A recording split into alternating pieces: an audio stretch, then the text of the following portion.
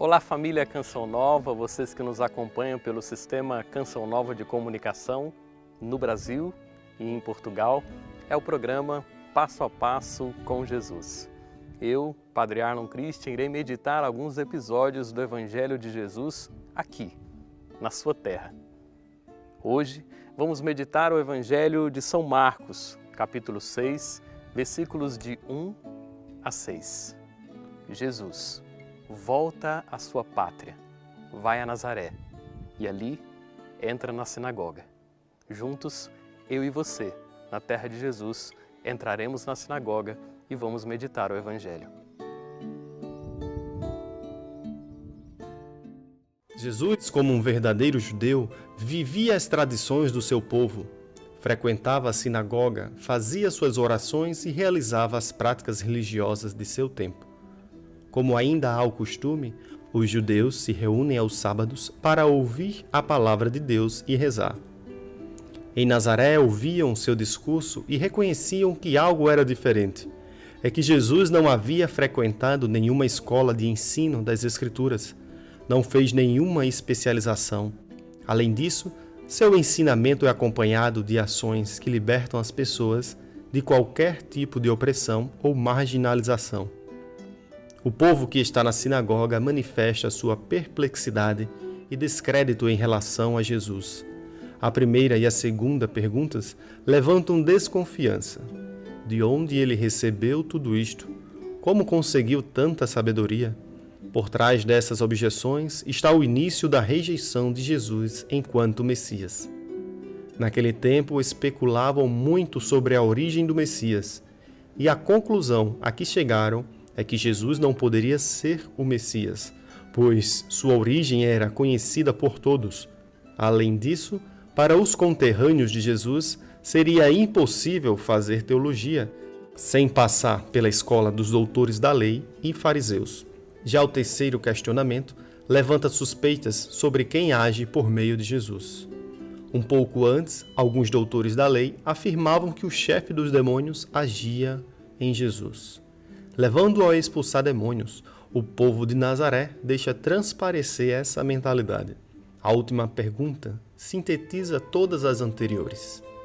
Esse homem não é o carpinteiro, o filho de Maria e irmão de Tiago, de José, de Judas e de Simão? Suas irmãs não moram aqui conosco? Quando se queria desprezar alguém, bastava substituir o nome do pai pelo da mãe. Por isso a expressão filho de Maria é depreciativo e a conclusão é muito simples. Ficaram escandalizados por causa dele, isto é, seus conterrâneos o rejeitaram. Ele, portanto, foi rejeitado porque se apresentou como um trabalhador que cresceu em Nazaré ao lado de parentes, amigos e desconhecidos. Seus conterrâneos não descobriram nele nada de extraordinário que pudesse indicá-lo como Messias de Deus. Mas a extraordinariedade de Jesus Messias está justamente aí, na encarnação do fato de não ter nada que possa diferir da condição humana comum. O Filho de Deus se fez como qualquer um de nós. Ele é o Emanuel, o Deus conosco, que deseja também nos libertar de qualquer mentalidade ou fechamento de coração, as novidades trazidas por Ele e para o nosso dia a dia. Estamos entrando numa sinagoga. Assim como nós entramos numa igreja para rezar, o judeu se encontra com o Senhor na sinagoga. Aqui ele escuta a palavra, medita e escuta Deus. Nós, na sinagoga, vamos meditar o Evangelho da liturgia de hoje, Evangelho de São Marcos, capítulo 6, versículos de 1 a 6. Saindo dali, Jesus foi para sua própria terra. Seus discípulos o acompanhavam. No sábado, ele começou a ensinar na sinagoga. E muitos dos que o ouviam se admiravam. De onde lhe vem isso? Diziam. Que sabedoria é esta que lhe foi dada? Esses milagres realizados por suas mãos? Não é ele o carpinteiro, o filho de Maria, irmão de Tiago, José, Judas e Simão? Suas irmãs não estão aqui conosco?" E mostravam-se chocados com ele. Jesus, então, dizia-lhes: "Um profeta só não é valorizado na sua própria terra, entre os parentes e na sua própria casa." E não conseguiu fazer ali nenhum milagre, a não ser se impor as mãos a alguns poucos doentes. Ele se admirava da incredulidade deles e percorria os povoados da região ensinando. Palavra da salvação. Glória a vós, Senhor. Jesus se encontra na sua terra, na sua pátria. E ali, as pessoas que o viram na sua vida oculta, nos seus 30 anos, o Jesus que cresceu com Maria e com José, o carpinteiro.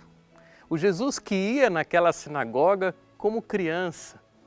O Jesus que cresceu ouvindo a palavra de Deus como jovem naquele lugar. As pessoas se admiravam e diziam: "Que sabedoria é essa? De onde lhe vem isso? Nós conhecemos o seu pai, nós conhecemos a sua mãe, ele não é o filho do carpinteiro." As pessoas estavam tendo o olhar para o Jesus da vida oculta, mas aquele não era o mesmo Jesus. Aquele era o Jesus da vida pública, o Jesus que já tinha sido batizado por João no deserto, o Jesus que estava começando a sua missão de Messias. O que Jesus viveu na sua cidade, na sua pátria, eu e você também vivemos quando nos encontramos com Ele. Depois do batismo no Espírito, depois do encontro pessoal com Jesus, as pessoas também nos encontram com uma vida mudada, com um desejo de santidade, e elas também perguntam a nós: "Ei, eu conheço esta pessoa. Esta não era a pessoa que cometia pecado, que saía à noite, que bebia, mas agora não bebe mais, agora não sai à noite, agora não trai mais a sua esposa." Sim, é verdade. Nós também temos esta divisão na nossa vida. O antes e o depois do encontro com Cristo. As pessoas também olham para nós e perguntam: "De onde lhe vem isso? E esses milagres?" Eu também vivi isso na minha história. Também me olhavam e diziam: "Mas eu conheço esse jovem, ele saía comigo e não sai mais." Jesus foi incompreendido pelos teus, porque a nossa família, os nossos parentes, nos conhecem muito bem. Conhecem nossas falhas, conhecem nossos defeitos, conhecem as nossas limitações. É na nossa família, é na nossa casa, que as palavras precisam virar testemunho. Não é a chamada de atenção, não é as palavras fortes que mudarão aqueles que vivem conosco, mas o testemunho de dizer: a vida dele mudou. Jesus está na sinagoga de novo na sua cidade que ele sempre foi, mas aquele Jesus não é mais o mesmo. Hoje você está indo à missa, ouvindo a liturgia, mas esta pessoa não será mais a mesma depois do encontro com a palavra do Senhor, depois do encontro com a comunhão eucarística. Nós também vivemos como Jesus, esta incompreensão dos nossos, esta incompreensão daqueles que nos conhecem, daqueles que vivem conosco. E Jesus diz: um profeta só não é valorizado na sua própria terra. E as pessoas que conheciam Jesus, que viram Jesus crescer, se mostravam chocados com ele. Realmente, o Evangelho de quem quer viver uma vida radical, coerente com Cristo, choca aqueles que estão no mundo. É assim, é com este Evangelho vivido que continuamos a viver, a buscar nosso Senhor e a chocar o mundo. Queremos pedir para Deus hoje, neste dia, a graça de permanecermos fiéis, de sermos testemunhos naqueles que nos conheceram, que nos viram crescer, que nos viram ir à escola, que nos viram crescer na fé, também os nossos pecados. Senhor, dai-nos a graça de nos mantermos fiéis e de sermos testemunhos. Seremos incompreendidos, mas com a força da Tua palavra, vamos à frente. Outro aspecto que também podemos ver neste Evangelho é como nosso Senhor se sentiu. Afinal, olhar para os seus parentes na sua cidade e não se sentir acolhido não deve ter sido tão fácil. Nós também vivemos assim. Como é difícil evangelizar e falar de Deus para aqueles que nós amamos. Como é difícil ser um evangelizador na nossa casa. Mas Jesus não desistiu. Como é difícil para uma esposa que vai à missa e não é compreendida pelo seu marido. Como é difícil para os jovens que vão ao grupo de oração e não são compreendidos pelos seus pais. Como é difícil para os namorados, para algum que quer viver o Evangelho e a incompreensão daquele que não segue Jesus.